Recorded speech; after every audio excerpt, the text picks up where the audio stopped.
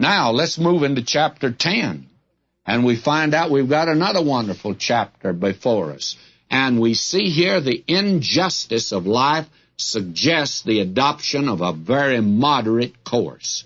Now listen to this. Dead flies cause the ointment of the apothecary to send forth a stinking savor. So doth a little folly him that is in reputation for wisdom and honor.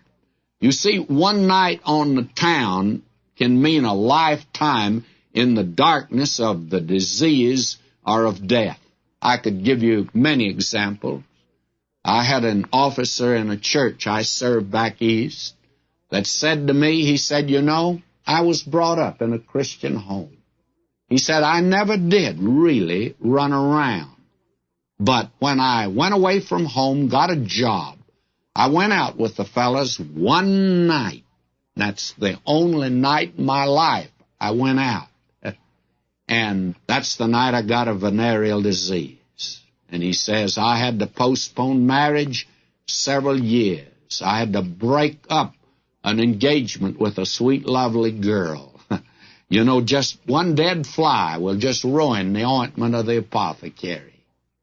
Cause it to spoil. How tragic. A mother spends 21 years teaching a son to be wise, and some girl will come along and make a fool out of him in 5 minutes. Well, what a picture. A little folly, just a little foolishness. That's all that it takes. And that is the thing that can ruin a life and spoil other lives. Now, verse 2, a wise man's heart is at his right hand, but a fool's heart's at his left. What does he mean here? Well, he means simply this. That, my friend, whatever you do with your hand, whatever you do it with heart. Don't do it reluctantly. If you're going to serve God, do it with joy and excitement. Don't make the Christian life a drag and a drudge.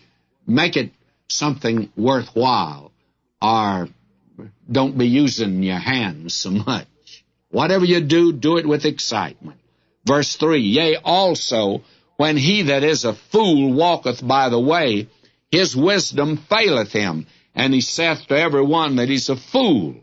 Now, he just doesn't go around carrying a placard on his, self, saying, I am a fool. And fact of the matter is, all he has to do is open his mouth. And sometimes he doesn't even have to open his mouth.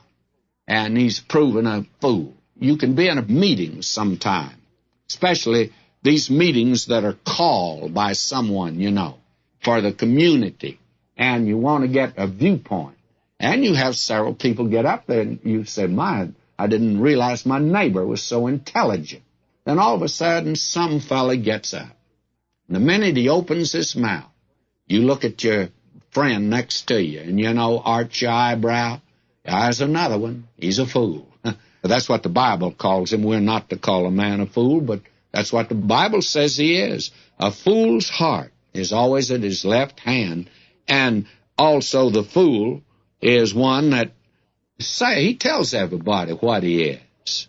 Now, verse 4, if the spirit of the ruler rise up against thee, leave not thy place, for yielding pacifieth great offenses. In other words, if you can't fight City Hall, then join it.